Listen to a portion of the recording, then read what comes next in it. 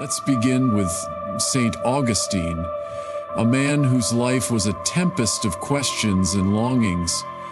Born in the 4th century, Augustine was a brilliant thinker, but his early years were marked by a profound inner struggle.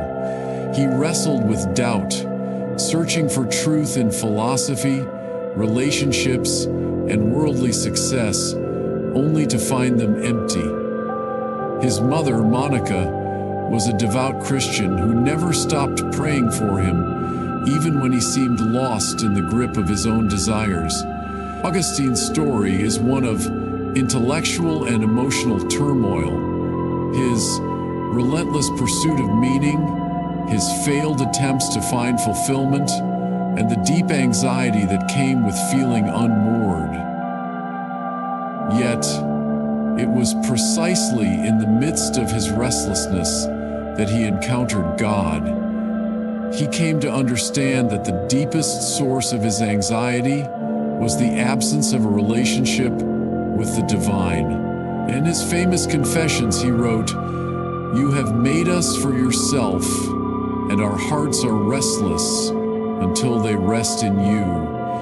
Augustine's journey teaches us that even the most profound internal struggles can lead us to a deeper understanding of who we are and who God is. His life reminds us that stress and anxiety are not always obstacles. They can be the very things that drive us to seek something greater. Then there is Saint Therese of Lisieux, a young woman whose life was shaped by illness, loss, and the suffocating confines of a cloistered convent. Born in the 19th century, Therese entered religious life at the age of 15 and spent her short life in a Carmelite monastery. She battled tuberculosis, endured the grief of losing her mother at an early age, and faced the constant pressure of living up to the expectations of a demanding spiritual vocation. Her life might seem, on the surface, one of quiet monotony, but beneath it lay a fierce interior struggle. She called herself the Little Flower, embracing humility and smallness as her path to holiness. What made her extraordinary was not grand gestures, but her ability to find God in the smallest details of daily life. She famously said, "I am too small to do great things, so I will do small things with great love." Therese's response to stress was to surrender fully to God's love, to trust that even in her weakness, she could be a vessel of grace. Her little way is a powerful reminder that holiness is not about perfection, but about offering our imperfections to God. And who could forget St. Francis of Assisi, the man who turned his back on wealth and privilege to live among the poor? Francis was born into a life of comfort, the son of a wealthy cloth merchant, but his early years were filled with conflict and disillusionment. He dreamed of becoming a knight only to be captured in battle and later fall ill. This period of suffering became a turning point in his life. When he returned home, he began to question everything: the pursuit of power, the lure of materialism, the emptiness of a life built on ambition. Eventually, he abandoned his father's fortune and dedicated himself to a life of poverty, simplicity, and service. He lived among lepers, rebuilt churches by hand, and preached a message of peace and reconciliation. His path was not easy. There were moments of doubt, rejection, and hardship, but he remained steadfast in his belief that true joy comes from letting go of control and trusting in God's providence. These saints, Augustine, Therese, and Francis, are just a few examples of holy people who faced immense pressures in their own times. Their struggles were real, their anxieties genuine. Augustine battled intellectual and spiritual uncertainty. Therese faced illness and emotional isolation. Francis grappled with identity and purpose. And yet, in each of their lives, we see a pattern. They did not run from their struggles, nor did they try to suppress them. Instead, they allowed their difficulties to shape them, to draw them closer to God.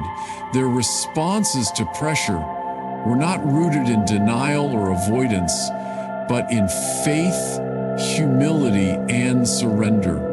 What makes their stories so compelling is that they are not distant, untouchable figures. They were human, flawed, vulnerable, and deeply affected by the circumstances of their lives, and that is precisely why we can learn from them. Their experiences mirror our own in many ways. We too face questions of meaning, moments of doubt, and the weight of expectations. We too wrestle with the fear of failure, the ache of loneliness, and the longing for peace. And just as they found a way forward through their faith, so too can we. The theological foundation, trusting in divine providence. At the heart of every saint's response to stress and anxiety lies a profound theological truth, the belief in a loving, provident God who holds all things in his hands. This conviction is not merely a comforting idea, but a radical reordering of how we understand our place in the world. The saints knew that life's pressures, though real and often overwhelming, were not the final word. They understood that behind every moment of fear and every experience of suffering, there is a deeper reality, a divine order that moves toward goodness, even when we cannot see it. This trust in God's providence was not passive resignation. It was an active surrender to the one who created them, sustained them, and had a plan for their lives. St. Augustine, in his Confessions, gives us one of the most striking expressions of this truth. He describes his long journey from skepticism and confusion to a deep personal encounter with God.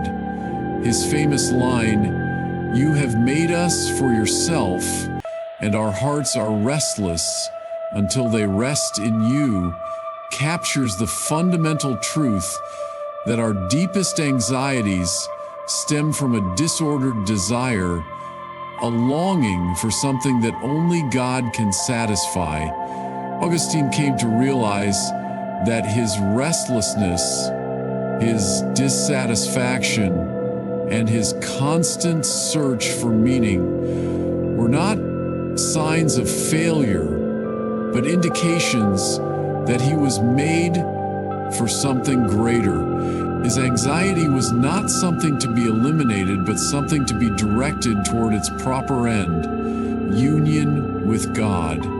In this, Augustine teaches us that stress and anxiety, when properly understood, can be the very means by which we are drawn into a deeper relationship with the divine. Similarly, St. Thomas Aquinas, one of the greatest theologians of the Church, articulated this trust in God's providence in a way that speaks directly to our modern struggles. He taught that God's governance of the world is not distant or indifferent, but intimately involved in every detail of our lives. Aquinas believed that even in the midst of suffering, God is working to bring about good. This does not mean that hardship is pleasant or that suffering should be ignored, but rather that we can face these realities with confidence, knowing that we are not abandoned. Aquinas once wrote that hope is not wishful thinking, but the confident expectation of a good that is difficult but possible. The saints lived by this kind of hope, not because they had an easy life, but because they believed that God's love was stronger than any obstacle they faced. One of the most powerful ways the saints expressed this trust was through prayer and contemplation. They knew that prayer was not simply a means of asking for favors, but a way of aligning their hearts with God's will. Saint Therese, despite her physical suffering and the emotional isolation of monastic life, found peace in prayer. She described her spiritual life as a little way, a path of humility and dependence on God's mercy. She understood that her weaknesses were not barriers to holiness, but opportunities to experience God's strength. She once said, "I am too small to do great things, so I will do small things with great love." In this, she revealed a profound theological insight that true peace comes not from eliminating all difficulties, but from learning to trust in God's love even in the midst of them. This trust in divine providence also led the saints to embrace a deep sense of surrender.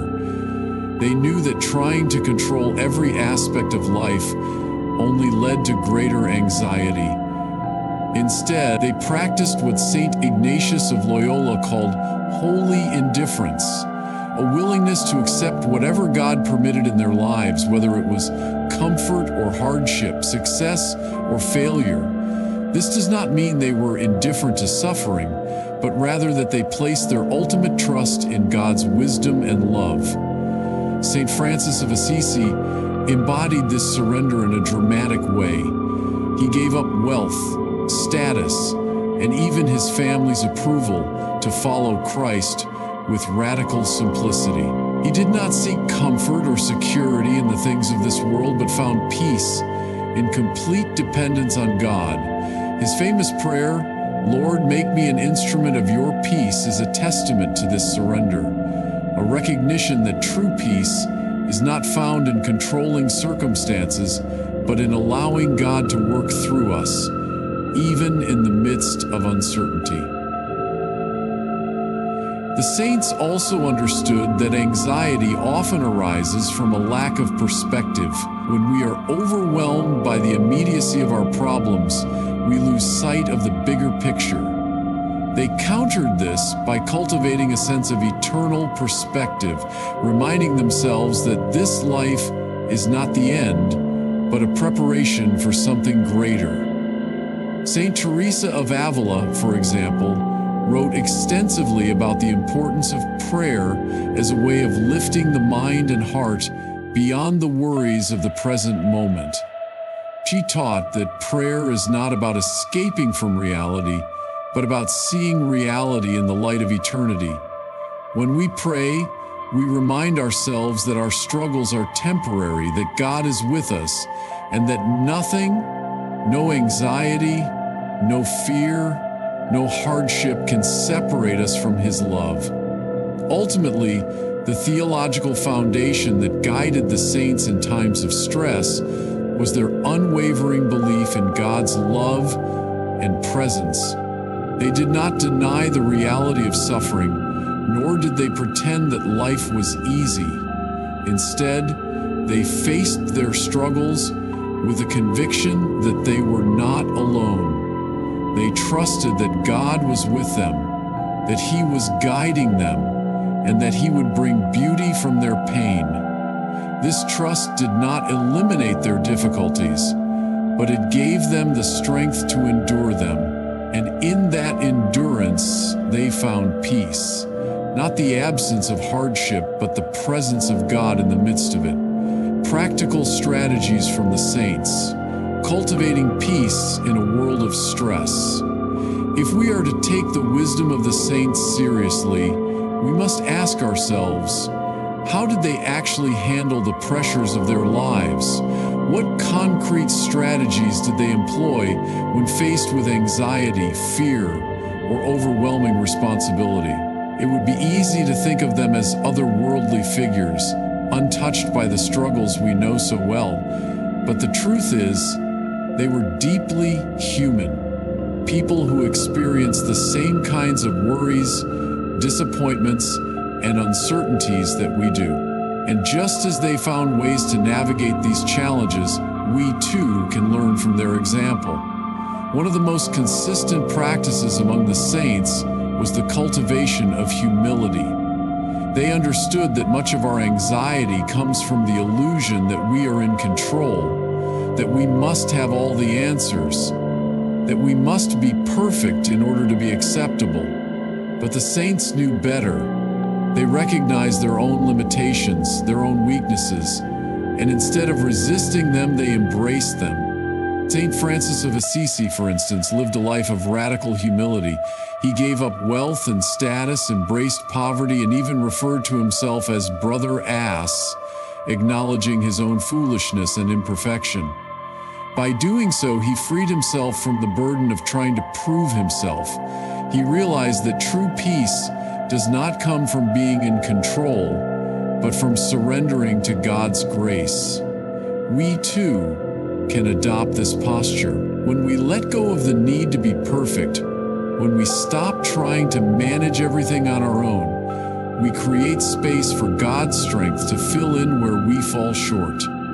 Another key strategy the saints employed was prayer. Not just formal prayers or occasional devotions, but a constant turning of the heart toward God. Saint Therese of Lisieux, for all her physical suffering and emotional struggles, found peace in the simple act of trusting in God's love. She did not wait for grand moments of prayer. Instead, she wove prayer into the fabric of her daily life. She learned to lift her heart to God in the midst of small, ordinary tasks. She saw every moment as an opportunity to offer love, even in the most mundane circumstances. We can follow her example by making prayer a habit, not something reserved for Sunday Mass or desperate moments, but a continual conversation with God throughout the day. Whether it's a brief moment of gratitude, a whispered request for help, or simply the awareness of God's presence in the midst of a difficult situation, prayer keeps us grounded. It reminds us that we are not alone, that we are held by a love that is greater than any anxiety we may feel. The saints also knew the value of detachment, of not clinging too tightly to things that ultimately do not last. Saint Augustine, in his Confessions, spoke of how he once sought happiness in fleeting pleasures, only to find them empty. He discovered that true peace comes not from external circumstances, but from an interior freedom. He learned to let go of the things that held him captive, his pride, his desires, his need for control, and in doing so he found a deeper joy. This kind of detachment is not about rejecting the good things of life, but about refusing to let them become idols. We live in a culture that tells us we must have everything. Perfect relationships, perfect careers, perfect lives. But the saints knew better. They understood that when we cling too tightly to anything, whether it's success, approval, or even comfort, we set ourselves up for disappointment. True peace comes from learning to hold everything loosely, knowing that nothing in this world can replace the presence of God. Another powerful lesson from the saints is the importance of community and spiritual friendship. They did not try to face life's challenges alone. They surrounded themselves with people who could support them, challenge them, and remind them of God's love. Saint Benedict, the founder of Western monasticism, structured his rule around the idea that we grow in holiness, not in isolation but in community. He knew that we need each other, that we need people who will pray for us, listen to us, and walk alongside us in our struggles. In our own lives, we can cultivate this same kind of support. We can seek out friends who will encourage us, mentors who will guide us, and communities that will remind us of what is truly important. Loneliness often feeds anxiety, but connection, authentic, meaningful connection, can be a powerful antidote. Perhaps the most transformative strategy the saints practiced was gratitude. They understood that one of the quickest ways to shift our mindset is to focus on what we do have rather than what we lack. St. Paul, in his letters, repeatedly urged believers to rejoice always, to give thanks in all circumstances. The saints took this seriously. They did not ignore their suffering, nor did they pretend that life was easy, but they consistently looked for reasons to be grateful. St. Ignatius of Loyola developed the practice of the daily examen, a simple way of reflecting on the day and noticing where God had been present. He encouraged people to start each day by giving thanks for the gift of life and to end each day by acknowledging the blessings they had received. In doing so, they trained their hearts to see the goodness of God even in the midst of hardship. We too can cultivate this habit. We can begin each morning with a simple thank you. We can keep a gratitude journal. We can make it a practice to notice the small joys that often go unnoticed. Gratitude does not erase our difficulties, but it changes the way we see them. Finally, the saints understood that peace is not found in avoiding suffering, but in embracing it with faith. They did not seek out hardship, but when it came, they did not run from it. They knew that suffering, when united with Christ, can be redemptive. Saint Therese, as she lay dying, did not fight against her illness, but offered it up as an act of love. She saw her suffering not as meaningless, but as a participation in the sufferings of Christ. This does not mean that we should look for pain, but it does mean that when pain comes, we do not have to face it alone. We can unite our struggles with the suffering of Christ, knowing that He is with us in every moment. These strategies, humility, prayer, detachment, community, gratitude, and a willingness to embrace suffering, are not just ancient practices of holy men and women. They are tools we can use today. They do not promise an easy life, but they do offer a way forward, a way of facing the pressures of modern life with courage, with trust, and with a deep conviction that we are loved beyond measure. Let me tell you about a woman who knew what it meant to feel broken. Saint Therese of Lisieux, in the final years of her life, was not some serene, untouched figure floating above the cares of the world. No. She was a young woman in constant pain, coughing blood, exhausted beyond words, watching her body betray her.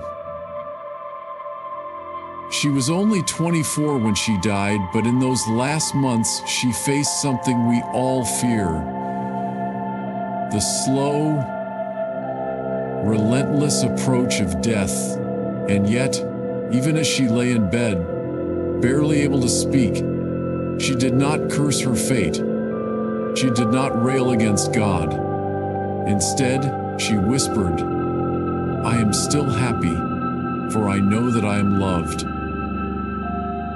That line, "I am still happy, for I know that I am loved," is not just a poetic sentiment. It is the raw, real cry of someone who has been stripped of everything except faith. Therese did not deny her suffering.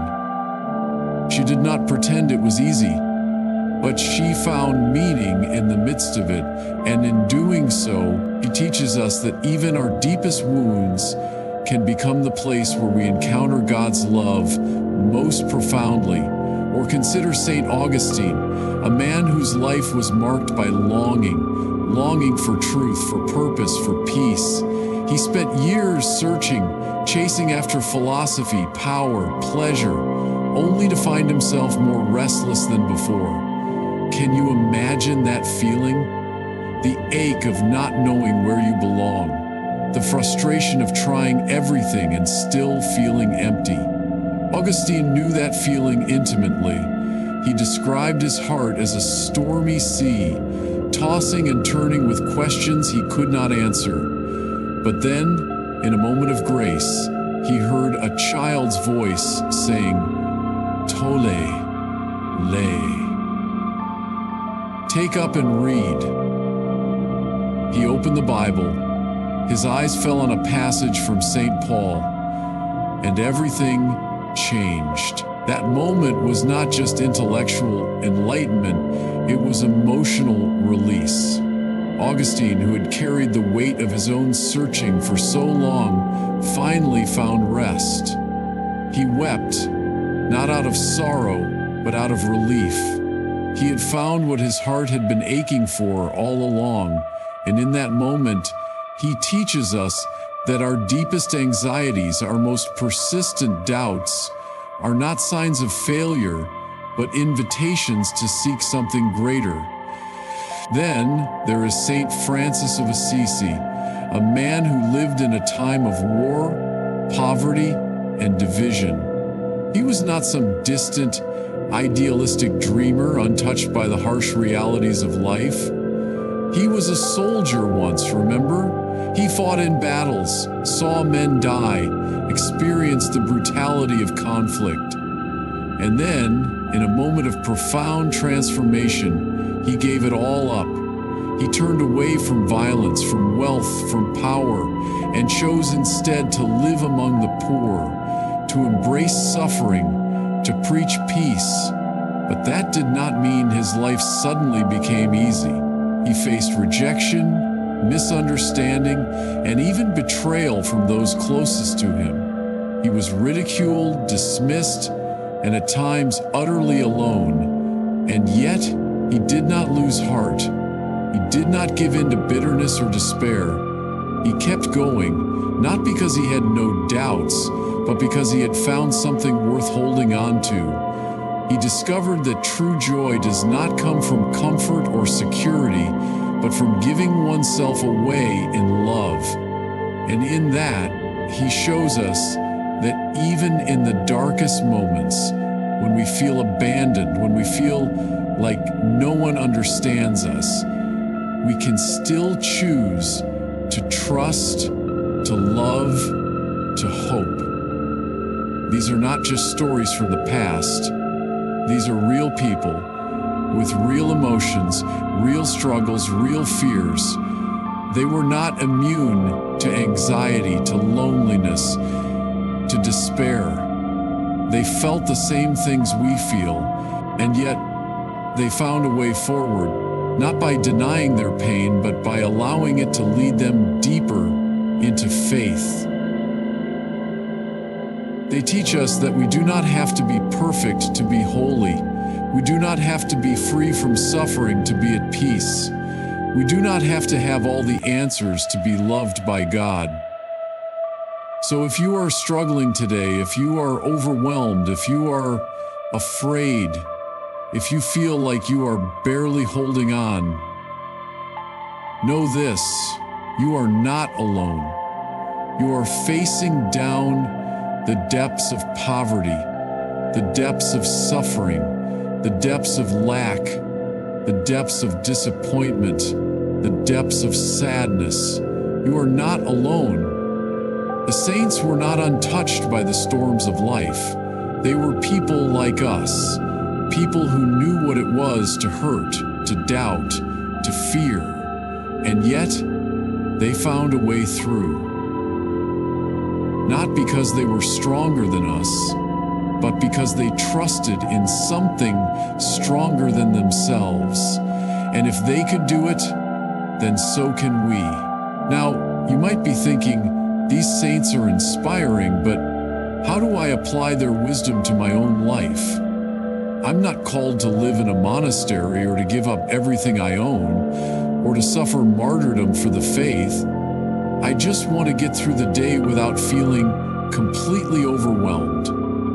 And you know what? That's okay. The saints didn't expect us to imitate them in every detail. What they offer us is not a rigid formula, but a way of life, a mindset, a pattern of thinking and acting that can help us find peace even in the chaos of modern existence. Let's start with something simple: prayer. I know, prayer sounds like something you do on Sundays or when you're in desperate need of help, but the saints understood prayer as a way of life, not just a ritual. It was their way of staying connected to God in the midst of everything else. Saint Therese, for all her struggles, made prayer the center of her life. She didn't wait for the perfect moment or the perfect words. She simply turned her heart to God, even in the middle of her daily tasks. She called this her little way, doing small things with great love. So, how can we do the same? Maybe it starts with a simple pause. Take 5 minutes in the morning before you check your phone, before you start your day. Just breathe, say a short prayer. Lord, help me today. Or maybe in the middle of a stressful meeting, take a deep breath and whisper, "Be with me." These are small acts, but they can be powerful. They remind us that we are not alone, that we are held by something greater than our own strength. Another practical step we can take is learning to let go of control. So much of our anxiety comes from the need to manage every detail of our lives, to have everything figured out. But the saints knew that true peace doesn't come from control. It comes from trust. Saint Francis of Assisi gave up everything he owned, not because he was trying to punish himself, but because he realized that true freedom comes from not being tied down by things. He found joy in depending entirely on God's providence. Now, I'm not suggesting that you sell all your possessions and live on the streets, but maybe there's something you can let go of. Gratitude is another powerful tool the saints used to combat stress and anxiety. Saint Ignatius of Loyola developed a simple practice called the Examen, a daily reflection where you look back on your day and notice where God was present. He encouraged people to start each day with gratitude, to end each day with gratitude. It's not about ignoring the hard things, far from it, but it is about training your heart to see the good even in the midst of struggle. So try this. At the end of each day, write down 3 things you are grateful for. It can be something as simple as a warm cup of coffee, a kind word from a friend, or the fact that you made it through another day. Over time, you'll find that your perspective begins to shift. You start noticing the small blessings that you used to overlook, and that shift in perspective can make all the difference when you're feeling overwhelmed. Community is another essential piece of the puzzle. The saints did not live in isolation. They surrounded themselves with people who could support them, challenge them, and remind them of God's love. Saint Benedict built entire communities around this idea, knowing that we grow in holiness, not alone, but together. So, ask yourself, who are the people in your life who lift you up? Who are the ones who remind you of what is true, even when you forget? Cultivate those relationships. Don't be afraid to be vulnerable. Don't be afraid to ask for help. We were never meant to carry our burdens alone. And finally, let me leave you with this. Don't wait for a grand moment of transformation. Don't wait until you feel spiritual enough or good enough to start living differently. The saints didn't wait. They started where they were. You don't have to be perfect, you just have to take one step toward God, one step toward peace, one step toward a life that is not dictated by stress and anxiety, but by faith, by trust, by love. And if you do that, if you take that one step, you'll find that you are not walking alone. The saints are walking with you, God is walking with you, and the path, though uncertain. So what does it look like to truly live this way? To walk the path of the saints, not just admire them from a distance. It begins with a simple but profound decision: to trust. Not in your own strength, not in your ability to control everything, not in the fleeting comforts of this world, but in the one who holds all things together. It means recognizing that your struggles, your anxieties, your fears are not signs of failure, but invitations to grow deeper in faith. It means daring to believe that even in the midst of life's chaos, God is with you, guiding you, shaping you, loving you beyond measure. The saints did not live perfect lives. They were not immune to suffering, nor were they untouched by doubt. They knew what it was to feel overwhelmed, to carry burdens too heavy to bear, to wrestle with the same fears that haunt us today. And yet, they found a way forward, not by avoiding hardship, by surrendering to something greater than themselves. They discovered that peace is not the absence of struggle, but the presence of God in the midst of it. And that is the invitation extended to each one of us. So, where do you begin? Start with one small act of trust. Maybe it's a moment of prayer in the middle of a stressful day. Maybe it's letting go of a worry you've been carrying for too long. Maybe it's reaching out to someone who can walk with you to remind you that you are not alone. Whatever it is, take that step. Don't wait for perfect conditions, for the right time, for everything to feel just right, because the saints didn't wait. They moved forward in faith, even when they didn't have all the answers. And as you walk this path, remember, you are not walking alone. The saints are with you, not as distant figures of history, but as companions on the journey. They have gone before you, they have faced what you are facing, and they have found peace. Their lives are not just stories to admire, they are blueprints for living. So take courage, take heart, take one step today toward a life not dictated by fear, but shaped by trust. And know this: God is with you.